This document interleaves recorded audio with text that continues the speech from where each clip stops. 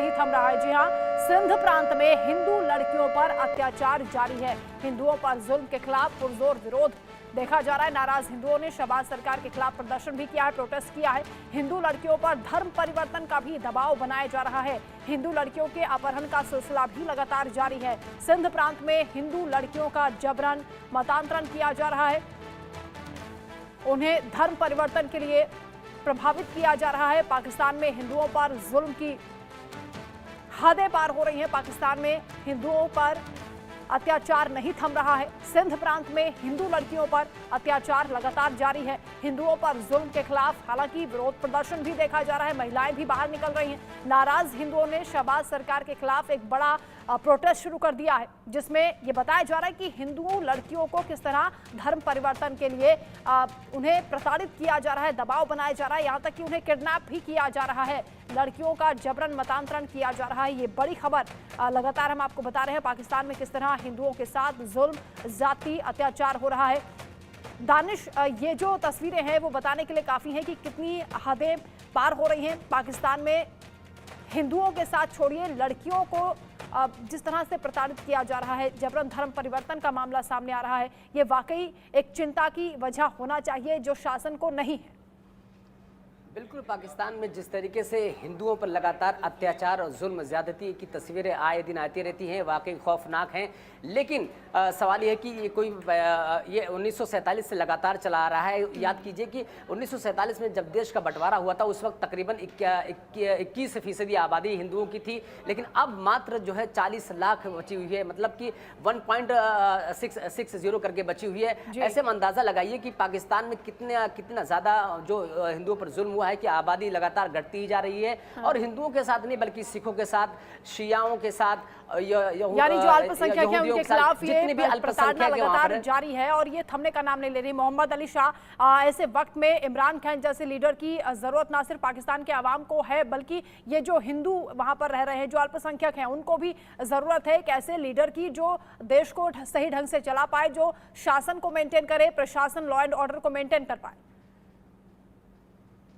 जी, ये देखिए इतनी घटनाएं घट रही हैं पाकिस्तान में, एक नाम बस सामने आ रहा है जो कि इसका हल कर सकता है। वो नाम है कोई भी नहीं, कोई नहीं, यानी कि कोई नाम ऐसा है ही नहीं जो पाकिस्तान का हल कर सके। कोई किसी से कम नहीं है, सब बदमाश है, छठे बदमाश है वहां पे, चाहे इमरान खान हो चाहे शहबाज शरीफ हो। वहां पे वहां के पानी में या हवा में कुछ है, पता नहीं क्या है। वहां पे माइनॉरिटीज के साथ बदसलूकी की जाती है। वहां पे जो उनके गिलगित बल्तिस्तान है, वहाँ के जो बलूची हैं, उनके साथ किस तरह का व्यवहार होता है सब जानते हैं। पाकिस्तान में कोई चीज ढंग की नहीं है। बल्कि मैं आपको हमने इससे पहले जजेस की बात करी, तो मैं अब जब जजेस ही कुछ नहीं है तो हम वहाँ पे कुछ भी बोले। पाकिस्तान में जो माइनॉरिटी तबका है वो बहुत ज्यादा एक बाइकॉटेड सोसाइटी है पाकिस्तान की। तो उनको अभी ये जो 5वीं आसमा जहांगीर कॉन्फ्रेंस हुई थी पाकिस्तान के अंदर, यहाँ पे उनकी जो सुप्रीम कोर्ट के जज हैं मंसूर अली शाह, उन्होंने बोला कि एक फायर वॉल की जरूरत है क्योंकि बाहर के एक्सटर्नल इंटरफेरेंस इनके जुडिशरी में बहुत इंटरफेरेंस करते हैं। तो जब उनके जुडिशरी में ही इंटरफेरेंस है, उनके पॉलिटिक्स में ही बिल्कुल मोहम्मद अली शाह, जो पाकिस्तान की स्थिति है उसमें पाकिस्तान की आवाम खुद इस बात को लेकर चिंतित रहती है कि कोई ऐसा पॉलिटिकल लीडर उनके सामने नहीं है जो, क्योंकि भारत से तुलना की जाती है और बांग्लादेश को लेकर भी तुलना की गई थी कि एक ऐसा देश जो हमारे ही हिस्से से टूटा, लेकिन आज कितना आगे निकल गया है। चर्चाएं बहुत होती हैं, इस पर आगे भी हम बातचीत करेंगे, लेकिन एक बड़ी खबर सामने आ रही है। शहबाज शरीफ का 2 दिवसीय सऊदी दौरा है।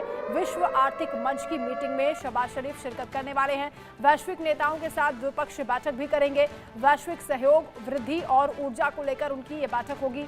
सऊदी के रियाद में 28 और 29 अप्रैल को बैठक होनी है। शहबाज सऊदी प्रिंस सलमान से मुलाकात भी करने वाले हैं।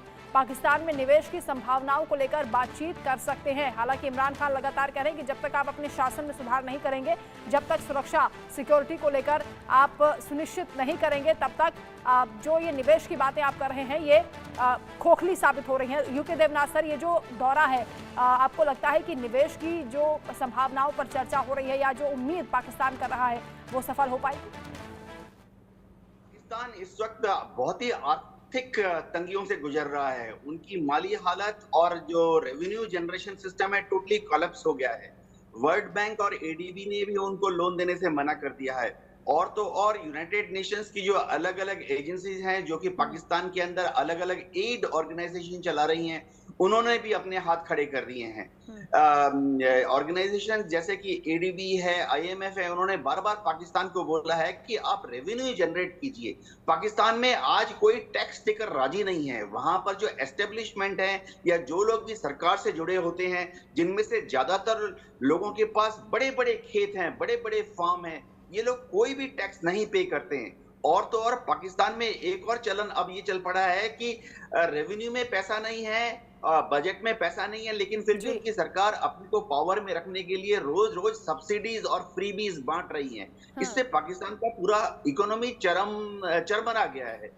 तो अगर पाकिस्तान चाहता है कि वो अपनी इकोनॉमी को स्टेबलाइज करे, तो सऊदी में जाकर भीख मांगने से कुछ नहीं होगा। पहले उनको अपनी बिल्कुल पूरी तरह कर्ज में डूबा हुआ है पाकिस्तान, जो अब इधर उधर बगले झांक रहा है और उम्मीद कर रहा है कि कोई तो मदद कर दे। एक और बड़ी खबर आ रही है, पाकिस्तान तहरीक-ए-तालिबान ने बड़ा फरमान जारी कर दिया है। स्कूलों में नाच गाना बंद होना चाहिए कहा जा रहा है। पाकिस्तान में अश्लीलता बर्दाश्त नहीं करेंगे, टीटीपी का यह कहना है। तहरीक-ए-तालिबान ने फरमान जारी किया, फरमान नहीं मानेंगे तो परिणाम भी भुगतने पड़ेंगे। पंजाब की सीएम मरियम नवाज जल्द ही इस पर कार्रवाई करें। खैबर पख्तूनख्वा के बाद पंजाब में भी पांव पसार रहा है टीटीपी और ये कहा है कि नाच गाना बंद होना चाहिए। नाच गाना बंद होने से क्या फर्क पड़ेगा, ये बड़ा सवाल है। और एक और बड़ी खबर, आसिम मुनीर ने माना है कि पाकिस्तान कंगाल है। आर्थिक बदहाली ने पाकिस्तान की कमर तोड़कर रख दी है।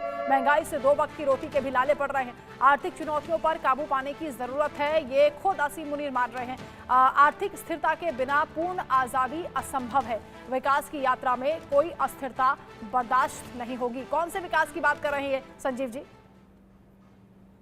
ये देखिए, सिर्फ ये झूठ और फरेब की बातें आसिम मुनीर कर रहे हैं। अगर पाकिस्तान में कोई सबसे बड़ा वहाँ की बदहाली के लिए जिम्मेदार संस्थान है तो वो पाकिस्तान की आर्मी है, पाकिस्तान की आईएसआई है।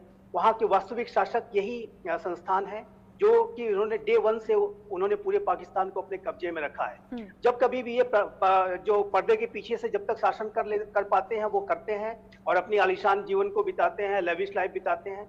और जब उनको चैलेंज मिलना शुरू हो जाता है तो वो उस पर्दे के सामने भी आ जाते हैं, तख्ता पलट करके शासन करते हैं।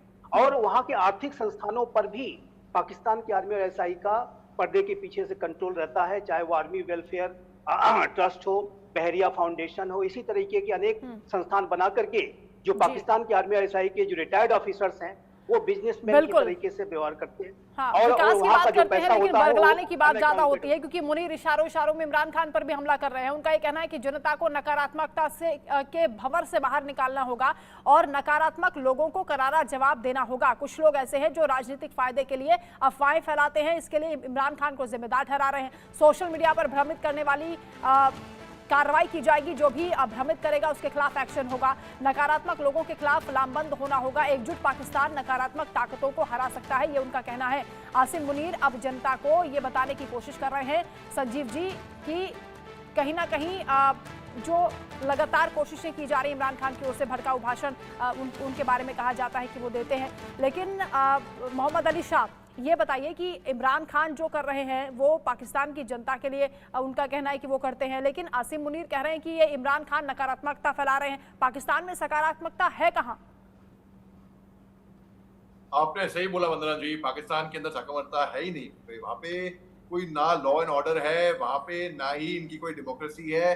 वहाँ पे माइनॉरिटीज के साथ बदसलूकी होती है। वहाँ पे स्कूल में बोलते हैं कि नाच गाना बंद होना चाहिए, अश्लीलता मत फैलाएं। वहीं पे इसी तरफ वहाँ पे उनके जो जज हैं, हाई कोर्ट ऑफ इस्लामाबाद के जज हैं, वो पिटिशन फॉर्म करते हैं। अब सुप्रीम कोर्ट, वहाँ के पाकिस्तान के सुप्रीम कोर्ट ने क्लब किया है 10 पिटिशंस को एक साथ, उसमें से एप्लीकेशन निकाले हैं कुछ, उसमें से जो हेड करा है, जो चीफ जस्टिस ऑफ पाकिस्तान है कादी फैज ईसा, वो हेड कर रहे हैं। मैं आपको बताता हूँ, अभी संदीप श्रीवास्तव ने रिटायर्ड ऑफिसर्स की बात की थी वहां से, तो उनके रिटायर्ड सुप्रीम कोर्ट के उनके जो चीफ जस्टिस हैं ऑफ पाकिस्तान, तसद्दुक हुसैन जिलानी, वो एक हेड करेंगे पैनल। उन्होंने उस पैनल को हेड कर रहे थे, उसमें से पीछे हट गए। क्यों? क्योंकि इसकी खास वजह ये थी कि बिल्कुल जब ये हाई कोर्ट जजेस ने एक अपील की थी, तो उसमें से जिसने काफी बिल्कुल मोहम्मद अली शाह, है। क्योंकि एक दूसरे पर भले ही ठीकरा फोड़ रहे हों, लेकिन पाकिस्तान की जो इस वक्त हालत है उसके लिए सारे हुक्मरान जिम्मेदार हैं, क्योंकि आगे भविष्य में भी पाकिस्तान की हालत सुधरती हुई नजर नहीं आ रही है। बहुत शुक्रिया आपका मोहम्मद अली शाह हमारे साथ जुड़ने के लिए। संजीव जी, यूके देवनाथ जी, आपका भी शुक्रिया। दानिश, आपका भी शुक्रिया तमाम बातचीत के लिए। यहाँ पर रुकना एक छोटे से ब्रेक के लिए, खबरें जारी हैं, आप देखते रहिए इंडिया न्यूज।